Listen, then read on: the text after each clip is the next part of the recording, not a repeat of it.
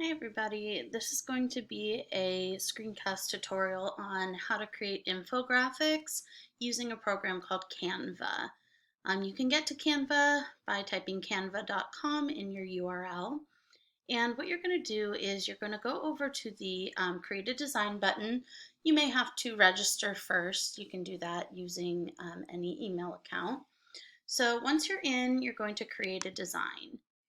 Now I'm going to select the infographic option because that's what this assignment is about, but note that you can also make any sort of other formatting choices. So I use this a lot for Instagram posts or things like that. But we'll focus on the large size infographic. And really what changes in those different options is just the dimensions. So the cool thing about Canva is that it provides a bunch of different options for you to get started with. So I like to create my own Canva based on a template that's already been provided. And then I just have to change the different parts because having a blank canvas can be a little bit intimidating. So what I'm going to do is I'm going to select one of the options here. So let's say we're going to use this one because maybe I like the fact that it has a numbered list. So what I'm going to do is I'm going to begin. I very oftentimes will change the zoom so that it's bigger so that I can not be working on such a tiny little surface. So you can change the settings and zoom here, or you can make it full screen if you want it to be even bigger. So let's say instead of simple steps to bicycle safety, maybe I want to do a report on, let's see, I'm a librarian, so how to take care of our classroom library, I'll just say library books, I'm not a teacher anymore, how to take care of our library books. And you're going to see that there's already formatting because I used a template. So if I don't like something, like let's say I don't want to write anything here in a tagline, basically once you click to highlight it, you can just press your backspace or delete bar and that portion will go away. So I'm going to undo that because I think I do want to write something there. So in order to write something here, I'm going to highlight and type my own words. I'll say something like, treat our books the way you would treat your own.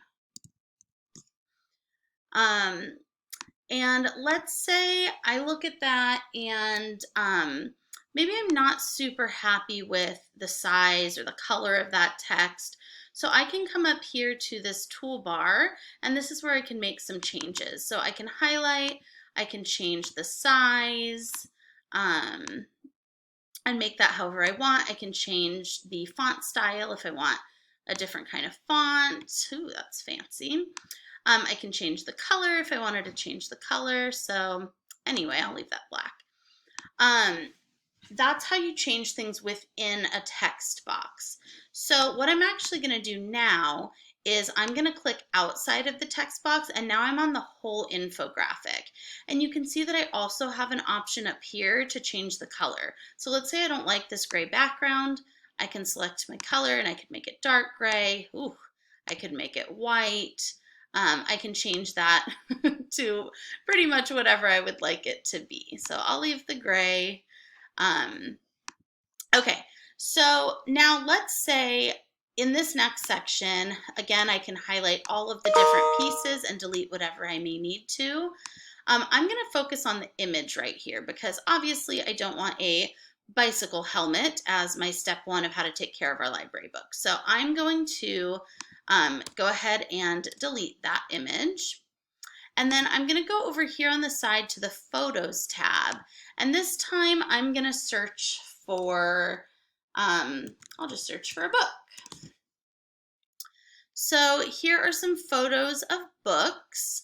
And what you can see is there are some different options, and you have to be really careful here because you'll notice as I hover over some of these, some of them will say free in the corner and some of them will have a pro symbol. If it's pro, you will not be able to print your infographic without paying for that image. So you want to make sure to select one that's going to be free. Maybe I want a book outline. Maybe that's not the right word. Maybe not a book outline. A book graphic, maybe? No, let's try a book clip art. So, I mean, that didn't really make much of a difference, but you can go ahead and select some different types of pictures here if you want. What might be more helpful though is if you go into the Elements tab, and then you can have more of the like clip arty type of things. So for example, if I go to Elements and I type in book, now I'm going to get some kind of like clip art type stuff. And I think that's going to look better here than an actual image. So let's say this one's kind of cute. So I'm going to drag it over, use the side arrows to go ahead and resize it. And then I might say step 1 is don't forget to check out the book before taking it home. Now, obviously this looks terrible, right? You don't want overlapping font or text or anything. So what I'm gonna have to do is I'm gonna have to resize. But if I highlight the whole thing to resize it, you'll see that does not solve my font issues. So what I have to do is I have to make sure that I am just selecting this text, and I'm going to go ahead and make that font a little bit smaller. So instead of 22, I'll do 16. That's a little small. Let's do 18. And now this second part down here, I don't really love. So what I'm going to do is I'm going to delete this second part. Oops. And I'm going to do that by just highlighting this small section. And then since I didn't like the way that was formatted, I want to add my own type of text. So I'm going to come over to the left-hand toolbar and I'm going to select the text option. And I'm going to pick a type of text that I want. So I think they had the little bit of body text, which was pretty small. And I think I'm going to go ahead and click the subheading type. So this is a little bit bigger, you can see, and again, you're welcome to change it so it doesn't fully matter, but I'm going to change this as make sure to see the librarian before taking the book out of the library. And I'm going to highlight with my Control A. I'm going to make that much smaller into a size 16. Because it's now separate, I can resize it using this little resize button. I can use this little T shape to go ahead and transition that and move it up or down the way that I would like. Again, I can change the color, I can change the effects or the font type. So I have the freedom to kind of do a lot there. If you wanted to add in some sort of like, let's try action. So let's say I want this really cool looking font. I can use that, and then I could make it smaller. So if I wanted, you can't see it now, it's so tiny. Whoops, let me move it down. There it is. So if I wanted to write something in here with this really cool font, I could go ahead and continue typing with that. Can't see it at all, so I could change the color. So anyway, you can use these neat little fonts or different types of writing if you are interested in doing that as well. I'm going to highlight that and oops, I'm going to highlight the whole thing and delete it. Now background, this can be helpful if you want to change the background of one of your infographics. So again, just be careful not to choose something that you have to pay for. Ooh, I like that one. I might want to change the colors though, because those don't match well together. But anyway, so you can use these background slides to change anything there. If you did want to add some sort of video, again, it's really cool, but if you are doing this with the intention of like printing something, obviously a video is not a good option. But if you were going to show this digitally and you wanted to, I could move and make my second icon this little sparkly image. So I could delete my, I could delete my little traffic signal here, and then I could move this down to be my second icon. But again, if you're printing this as an infographic, you might not want to use any videos. So yeah, that is how to create an infographic.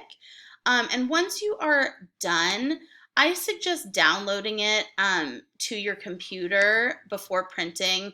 I usually do that in PDF print or PDF standard. So that will save it to your computer. Now, because I had some images that I had to pay for, you can see the ones that were down here. Some of these are paid images. So right now I can't print it until I've paid my $3 for those images. So obviously I would want to make sure to delete those before I was going to download and save this file. And that is pretty much how to create an infographic. So we can actually, let's fit it. So yeah, you can see our infographic here has begun to be edited.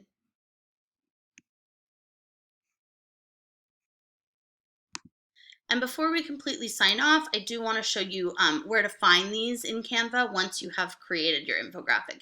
So let's say you started it, but you're not ready to print it yet, and you log out of Canva, you sign back in the next day. When you sign back in the next day, it's going to be taking you to your Canva home. So you will be on a screen that looks like this, and you might be thinking, where did my design go? It will be saved in this section called All Your Designs. So you're going to want to click All Your Designs, and you will see, you will see your How to Take Care of Library Books right here. You simply click on it, and that will reopen your infographic so that you can continue to work on it. So if instead of printing your infographic, you would like to save it digitally but not to your computer, you can always click the three dots up here. And this is where you could share it as a link. You could present it within Canva. Or probably the most useful tool will be to save it to your Google Drive, in which case you would just have to connect your Google Drive to Canva. So I will log in, allow it to connect, and now I can choose exactly which folder I would like it to save in. I hope that helped and that you now feel confident to use canva.com to create your own infographic. Have a great day.